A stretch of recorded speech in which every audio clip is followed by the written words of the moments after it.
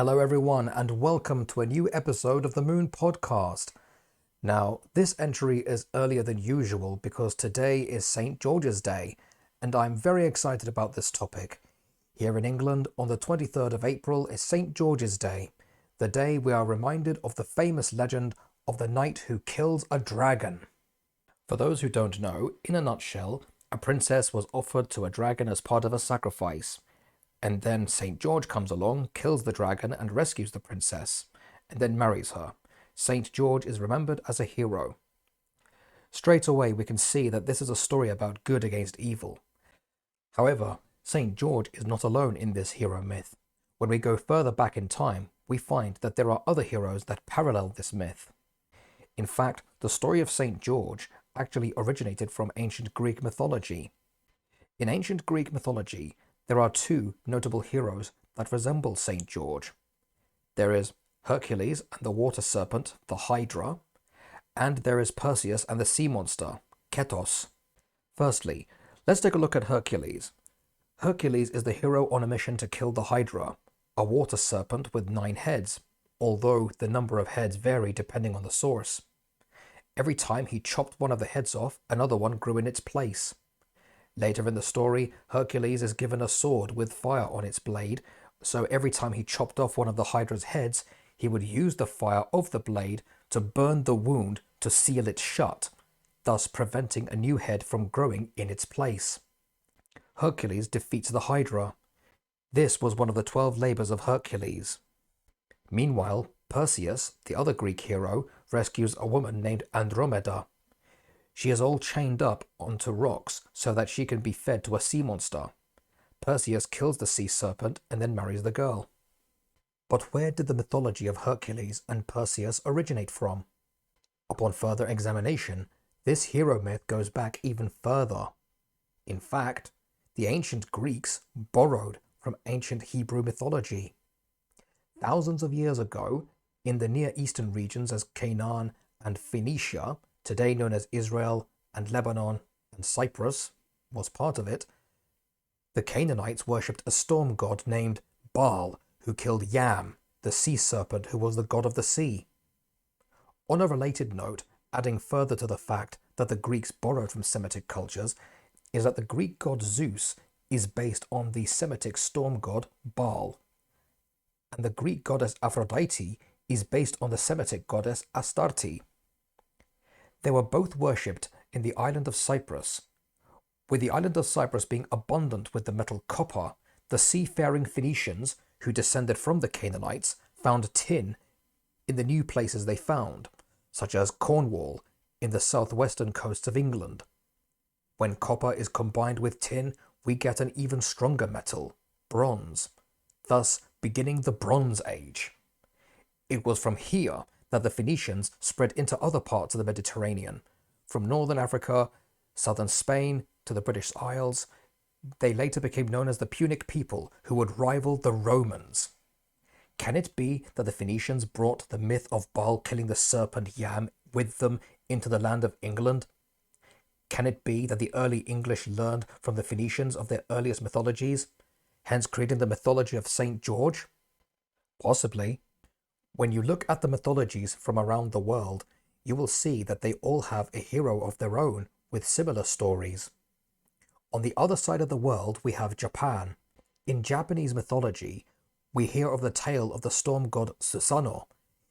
He goes to a village where he encounters a young maiden who is about to be sacrificed to a dragon named Orochi. Orochi is a giant dragon that has 8 heads, with a body the size of a valley.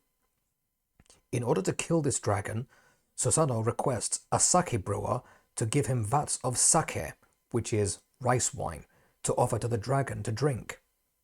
When the dragon arrives, he ignores the maiden and drinks the sake, gets heavily drunk, and then falls asleep. This becomes the perfect opportunity for Susanoo to strike the dragon and cut off all his heads one by one.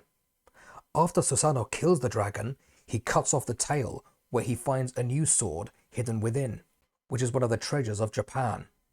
He marries the girl, victory is his. As you can see, the parallels of St. George are right there. A maiden is in trouble, The hero arrives, slaughters the dragon, and gets a reward such as the girl to marry. In India, we have a similar story. Prince Rama and his lover Sita are gods living in the forest together. At one point, Rama has to go on a mission and leave. So, to keep Sita safe, he draws a circle in the ground. And then he tells her that no harm will come to her as long as she stays in the circle. Rama then leaves. For whatever reason, it varies from story to story. Some say she heard a cry for help from a beggar or an injured animal. Upon hearing this, Sita steps out of the circle, but then the evil demon king Ravana immediately emerges and captures her, intent on forcing her to marry him. He locks her away in his tower. Ravana is known to have 10 heads and 20 arms. Some say he was serpent-like, with green skin. So once again we are seeing the phenomenon of a serpent-like being with multiple heads here. Upon discovering his lover kidnapped, Rama confronts Ravana and kills him. He rescues his love Sita and then marries her. There is clearly a pattern going on here, and that brings us over to the hero's journey. What is the hero's journey? The hero's journey is a narrative structure that has been used in storytelling for thousands of years. Joseph Campbell was an American mythologist who came up with the idea of hero's journey and goes into immense detail about the religions and myths around the world. Influenced by the Swiss psychiatrist Carl Jung and his use of psychoanalysis, he puts them all together into one coherent pattern. I recommend that you read The Hero with a Thousand Faces by Joseph Campbell, but if that is too dense, then I recommend The Writer's Journey by Christopher Vogler, which is pretty much the simplified version of it. Carl Jung believed that there were universal archetypes and symbols that were present in the collective unconscious of all human beings. These archetypes are presented in myths, stories, and dreams from different cultures around the world. This is what inspired Joseph Campbell when he developed his theory of the hero's journey. He saw the hero as an archetype representing our own journey towards self-discovery and transformation. The challenges heroes face in myths and the stories are symbolic representations of our own inner struggles as we seek to overcome obstacles and grow as individuals. In this way, Carl Jung's ideas about archetypes helped to shape Joseph Campbell's understanding of the hero's journey as a universal narrative structure that reflects our own personal journeys towards self-realization. There are 12 stages in the hero's journey. 1. The hero is introduced in the ordinary world. 2. The hero receives a call to adventure. 3. The hero is reluctant, thus refuses the call. 4. A mentor gives support and encourages the hero. 5. The hero crosses into the first threshold and enters the special world. 6. They encounter tests, allies, and enemies along the way. 7. The hero approaches the innermost cave, crossing into the second threshold. 8. The hero endures an ordeal. 9. The hero takes possession of the reward. 10. The hero takes the road back to the ordinary world. 11. The hero crosses into the third threshold in a transformed state. And 12. The hero returns with the elixir to benefit the ordinary world. When we look at the hero's journey as a whole, it is a tale of struggles. This can be applied to real-life situations where individuals face challenges or embark on personal journeys of growth and transformation. So when we look back at all the heroes in the aforementioned stories, we notice that each of these heroes had to endure some kind of hardship, a struggle against another force in order to prevail. But this raises another question. What is the connection? How is it possible that ancient civilizations in different parts of the world have similar mythologies? On the surface, it looks like these are simple tales of good against evil. In some ways it is, but it goes a lot more deeper than that. Once again, Carl Jung gives us the answer. In each of these myths, there's a clue. The serpent is related to the Ouroboros.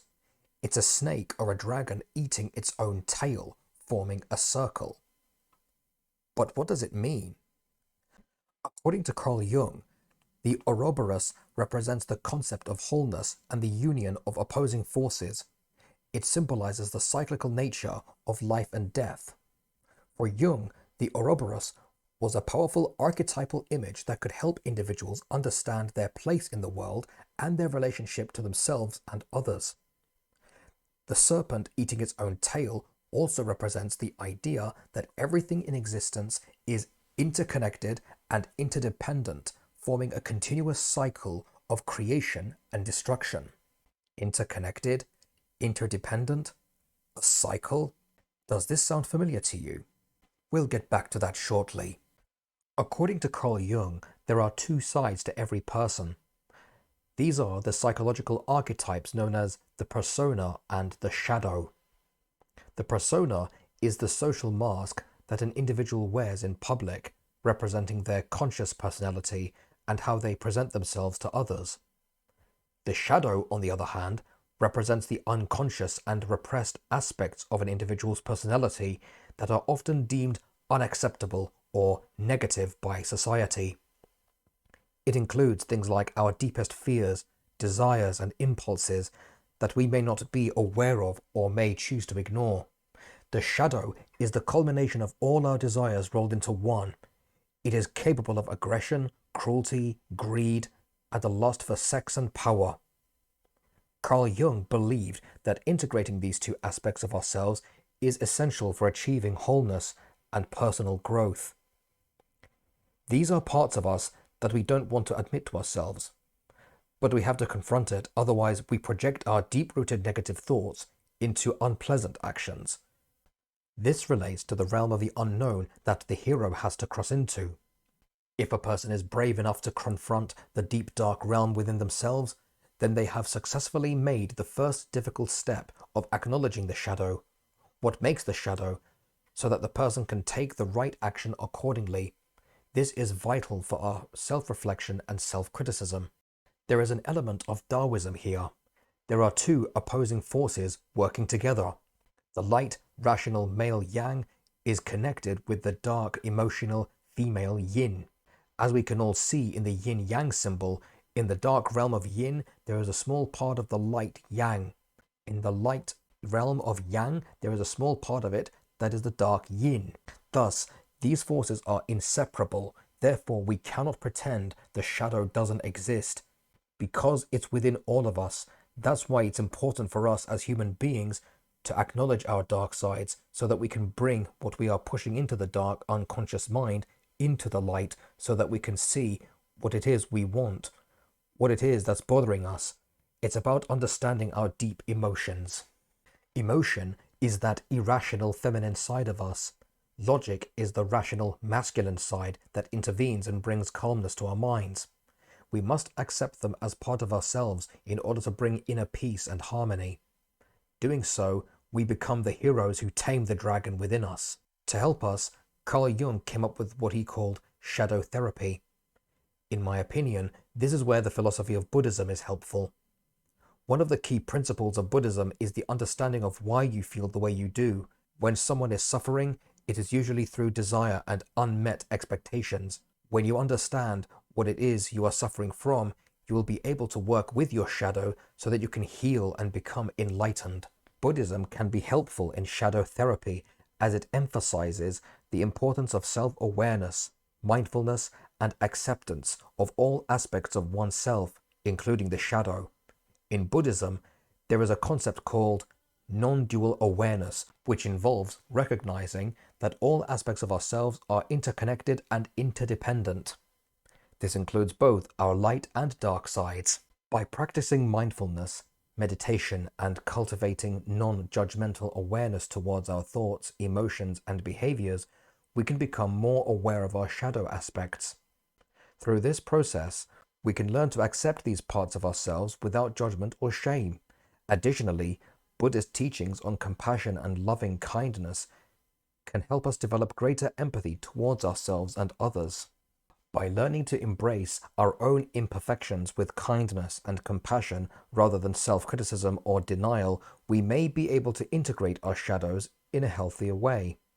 Overall, While Buddhism is not specifically designed for shadow work or therapy, it does offer valuable insights into human nature that can be useful in this process. I covered Buddhism in more detail in one of my previous videos. Now that we have understood how we can use the principle of Buddhism to bring us inner peace, is there a practical method for expressing our inner thoughts? Yes. It is art, music, and literature.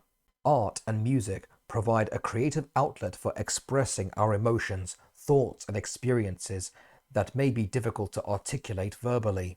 Art therapy is a form of psychotherapy that uses art making as the primary mode of communication.